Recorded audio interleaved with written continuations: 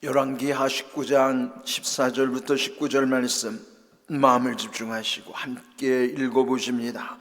히스기야가 사자의 손에서 편지를 받아보고 여호와의 성전에 올라가서 히스기야가 그 편지를 여호와 앞에 펴놓고 그 앞에서 히스기야가 기도하여 이르되, 그룹들 위에 계신 이스라엘의 하나님 여호와여, 주는 천하만국의 홀로 하나님이시라. 주께서 천지를 만드셨나이다. 여호와여, 귀를 기울여 들으소서. 여호와여, 눈을 떠서 보시옵소서. 사내립이 살아계신 하나님을 비방하러 보낸 말을 들으시옵소서. 여호와여, 아수르 여러 왕이 과연 여러 민족과 그들의 땅을 황폐하게 하고 또 그들의 신들을 불에 던져 싸우니, 이는 그들이 신이 아니요 사람의 손으로 만든 것 곧 나무와 돌뿐이므로 멸하였나이다. 우리 하나님 여호와여, 원하건대 이제 우리를 그의 손에서 구원하옵소서. 그리하시면 천하만국이 주 여호와가 홀로 하나님이신 줄 알리이다 하니라. 아멘. 우리는 열왕기서를 통해서 이스라엘의 분열 왕국 시대, 북쪽 북왕국 이스라엘과 남왕국 유다, 그리고 전체 39명 왕들에 대한 기록입니다. 그 기록을 통해서 또 우리 시대에 하나님이 우리에게 원하시는 바, 또 하나님의 음성을 늘 이 새벽마다 듣고 있습니다. 오늘 읽은 이 말씀의 등장인물은 히스기야, 그는 남왕국 유다의 13번째 왕이었죠. 또 이 열왕기하 18장부터 20장에 이르는 이 세 장에 걸쳐서 비교적 다른 왕들에 비해서 좀 자세하게 기록된 내용이에요. 근데 전체 39명의 왕들은 사실 왕이라고 하는 그 입장에서 보면은 모든 것을 할 수 있는 위치에 있는 사람이 사실은 왕이죠. 그렇지만은 그 39명의 왕이 그 누구도 완전한 사람 없었어요. 그나마 이 히스기야 왕을 하나님이 칭찬하셨지만 그도 또한 완전하지는 못했죠. 우리가 이 앞에서 이미 보았듯이, 물론 하나님이 기뻐하시는 대로 당시에 종교개혁을 과감하게 단행했던 그래도 아주 위대한 왕이었습니다. 그 당시에 그 여러 산당들은 어떤 왕도 손을 대지 못했는데 히스기야는 산당들을 다 제거했고, 또 주상과 목상, 더군다나 그 네 번째 중요한 것은 그 시대 모세의 때에 광야에서 불뱀에 물려 죽어가던 이들을 노뱀을 만들어 걸어놓게 하고 그 노뱀을 보면 살아나게 했던 사건들이 있었죠. 그때 이후로 그 노뱀의 그 형상이 여전히 우상처럼 여겨지던 시대, 히스기야는 과감하게 그것까지도 다 부수어 버렸던 것이죠.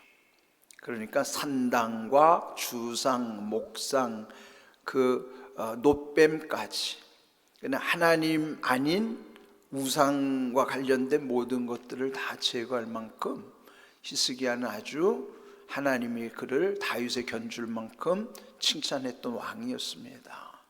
그렇지만 그 이후에 북쪽에 아수르 제국이 쳐들어왔을 때 그는 한없이 연약한 모습을 보여준 것이에요.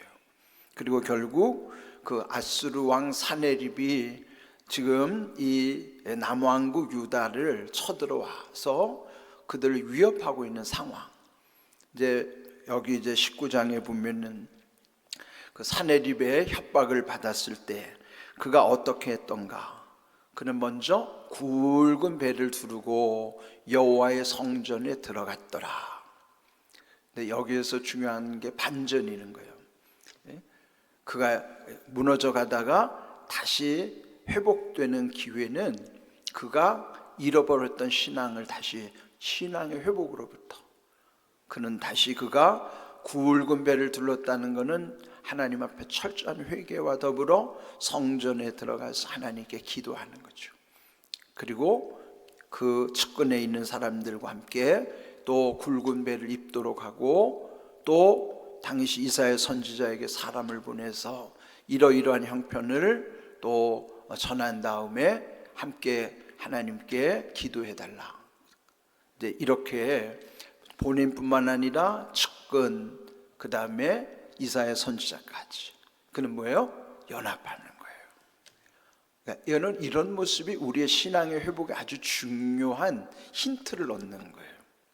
우리도 살다 보면은 무기력할 때가 있잖아요. 한결같이 믿음이 좋으면 얼마나 좋겠습니까? 그러나 인생은 그렇기가 쉽지 않죠. 연약하기 때문이죠.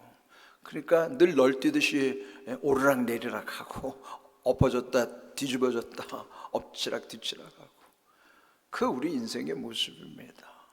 그럴 때 어떻게 우리가 회복을 할 것인가? 그럴 때 이 히스기야처럼 우리도 무기력에서 일어나려면은 하나님 앞에 회개함으로 주님의 전에 나오는 믿음, 그리고 함께 할 수 있는 이들과 영적으로 연대할 수 있는 힘을 모을 수 있도록, 이사야가 함께 했듯이 주의 종에게도 힘을 또 함께 보탤 수 있도록, 그렇게 해서 결국은 이사야 선지자를 통해서 두려워하지 말라라고 하는 응답을 받은 거예요. 하나님으로부터 두려워하지 말라. 그러니까 그 응답을 받았지만은 또 아수르 사네립 왕이 하나님이 너희를 건져낸다고 하는 그런 말에 너희는 속지 말라. 그럼 뭐예요? 속지 말라는 말로 속이는 거예요. 그렇죠? 그 세상은 그렇습니다. 속지 말라고 하면서 속이는 거란 말이에요. 그러나 그 속지 말라고 속이는 것까지도 히스기야는 안 속았어요. 그러니까 이게 두 가지가 중요한 거예요.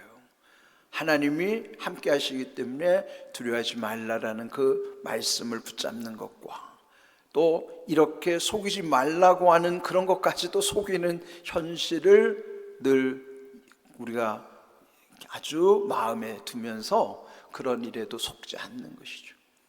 그런 다음에 이제 오늘 마침내 히스기야의 기도, 오늘 이 내용은 히스기야 왕이 성전에 들어가서 하나님께 기도하는 내용이에요. 어떻게 기도하는가?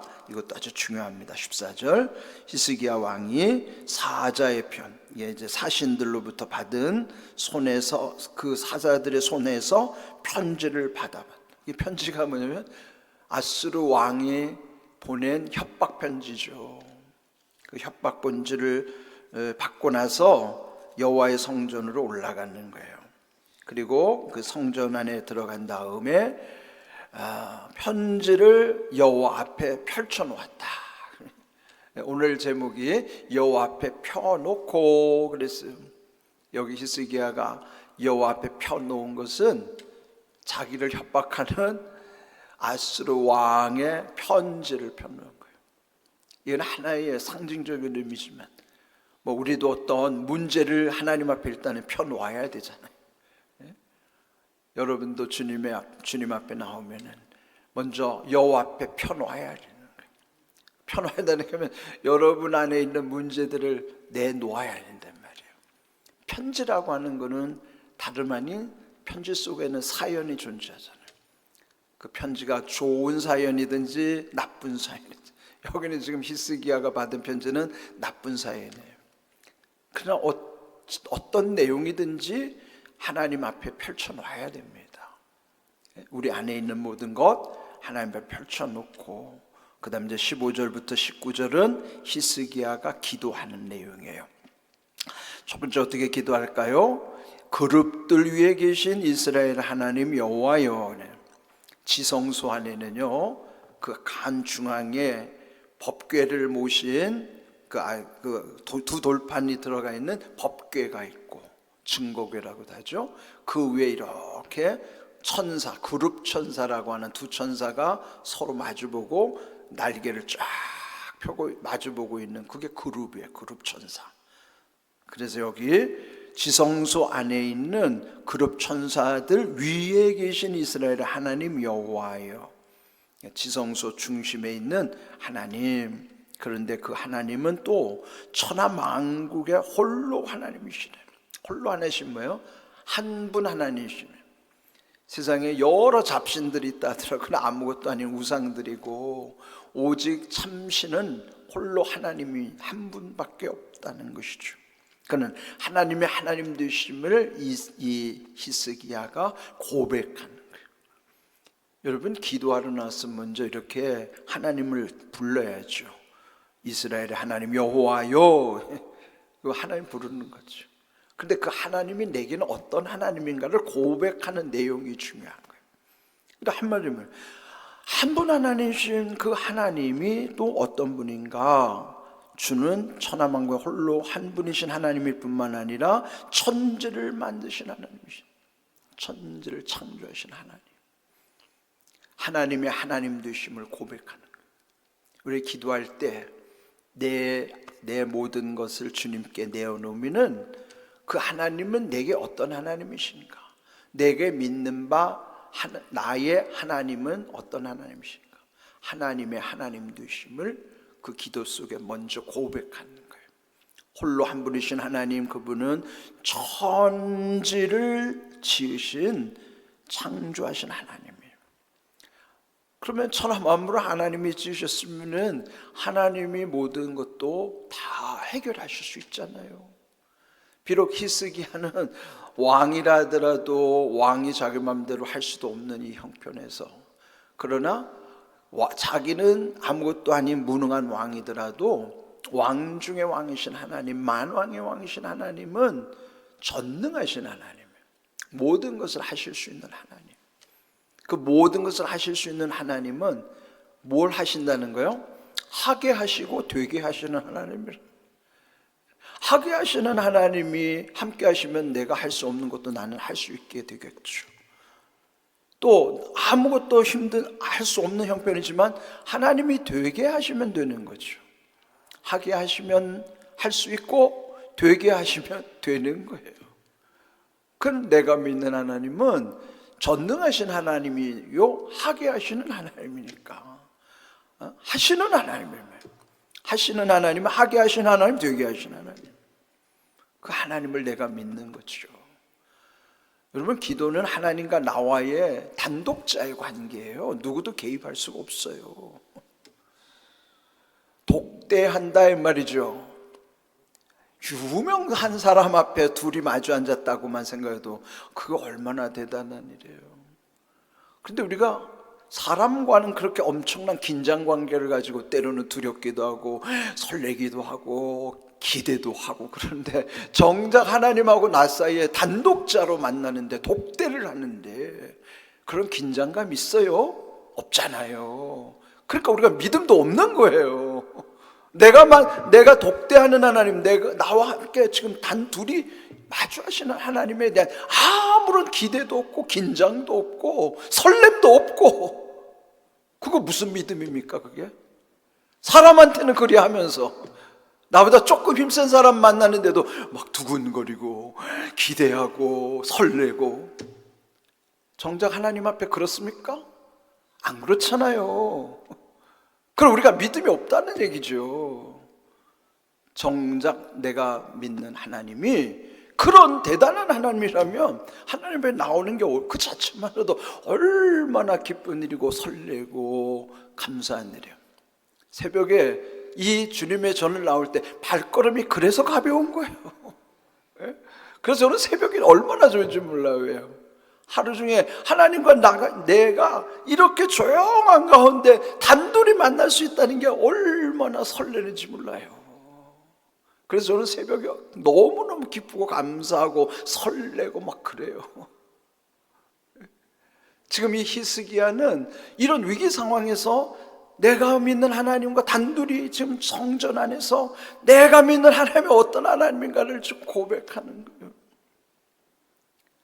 그러면서 이제 자기가 구하고 싶은 거 16절, 여호와여 귀를 기울여 들으소서, 눈을 떠서 보시옵소서. 이 아수르 사네립 왕이 살아계신 하나님을 비방하러 이 편지를 보내는데 이 말을 들어보십시오.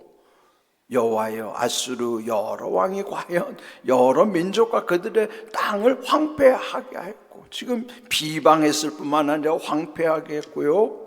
18절, 또 그들의 신들, 그들이 여러 신들 잡신을 섬긴다 하지만 그건 불에 던져버리면 살라지는 것도 아무것도 아니고 사람의 손으로 만든 나무일 뿐이고 돌일 뿐이라 아무것도 아닌 신을 믿는 사람도 저렇게 당당한데, 내가 믿는 하나님, 나의 하나님, 그 하나님 앞에 이 고백하는 거예요.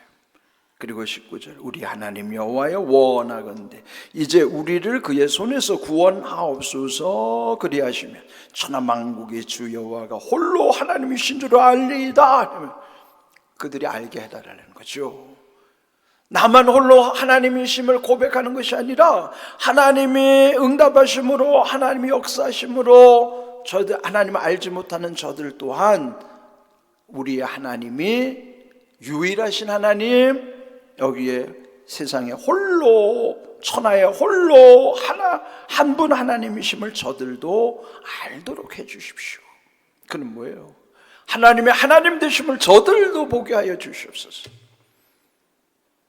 그러니까 우리는 늘 하나님 앞에 마주하면은 하나님의 하나님 되심을 믿는다면, 그리고 정말로 믿어진다면 두려울 일이 뭐가 있어요? 문제가 뭐가 있겠어요? 그래서 두려움이 사라지고 평안해지는 거예요. 제대로 기도하면은 두려움이 사라지고 마음이 평안해지는 거예요.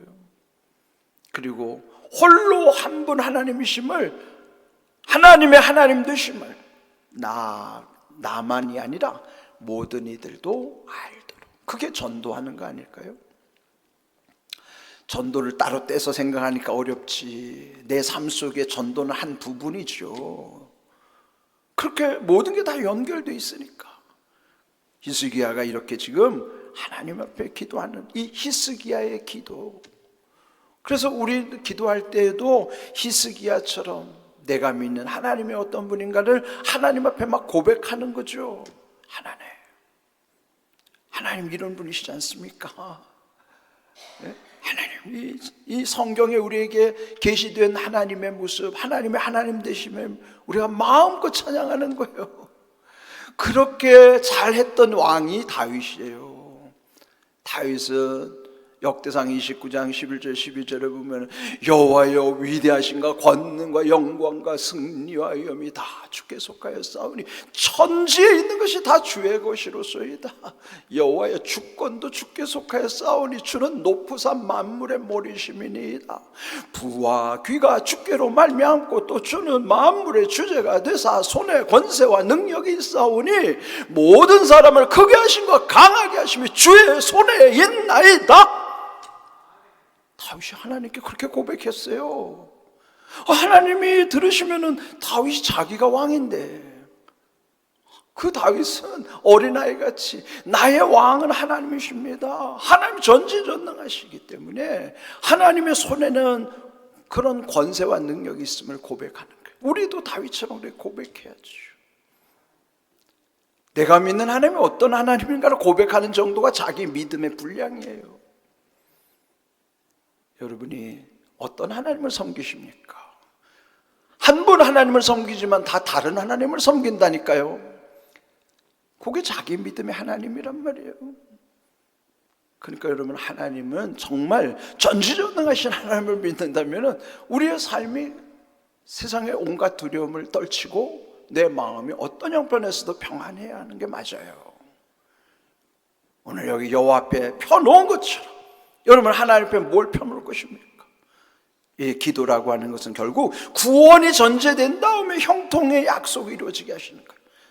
시편 118편 25절 말씀 함께 있습니다. 여호와여, 구하옵나니 이제 구원하소서. 여호와여, 우리가 구하옵나니 이제 형통하게 하소서. 기도 안에는요, 구원이라는 걸, 천국 가는 구원은 당연한 것이지만 내가 감당하지 못하는 세상에서 거기에서 나를 건져주시는 게 구원의 약속이에요. 형통이라는 건 하나님의 함께 하심에 대한 것이 형통이니까. 기도는 결론적으로 말하면 나를 건져내 주시는 구원의 은혜와 어떤 형편에서 주님이 함께 하시는 형통의 은혜가 기도의 응답이에요. 구원하소서, 형통하게 하소서. 그러면서 이 히스기야가 하나님의 편지를 펼쳐놓은 것처럼, 자, 우리를 그리스도의 편지라고 바울이 말했어요. 고린도후서 3장 3절 함께 있습니다. 너희는 우리로 말미암아 나타난 그리스도의 편지니 이는 먹으로 쓴 것이 아니요 오직 살아계신 하나님의 영으로 쓴 것이며 또 돌판에 쓴 것이 아니요 오직 육의 마음판에 쓴 것이라. 편지는요, 우리 자신이 그리스도의 편지예요. 그럼 뭐예요? 내 사연을 하나님 앞에 아는 다음에는 진정한 편지는 내가 그리스도의 편지가 되어야 되는 거예요. 왜? 이미 하나님의 그리스도의 편지로 우리에게 하나님의 영, 성령으로 내 안에 뿐만 아니라 돌에다가 새기는 율법의 십계명 돌판이 아니라 마음판 신비에다가 이미 새겨주셨기 때문에 내 안에는 그리스도의 편지, 말씀으로 내 안에 온통 기록되어야 되는 거예요. 그리스도의 편지, 나를 통해서 그리스도가 증거될 수 있도록. 하나님 앞에 나올 때는 온갖 문제를 가진 편지들을 그 앞에 펼쳐 놓았지만은 다시 응답을 얻은 다음에 내 속에는 그리스도의 편지가 새겨지는 삶이 되어야 된단 말이죠. 여러분, 우리 제대로 예수님을 믿어야 돼요. 교양으로 믿지 마세요. 교양 생활하듯이 믿음을 가지지 마시란 말이에요. 제대로 예수님을 믿어야죠.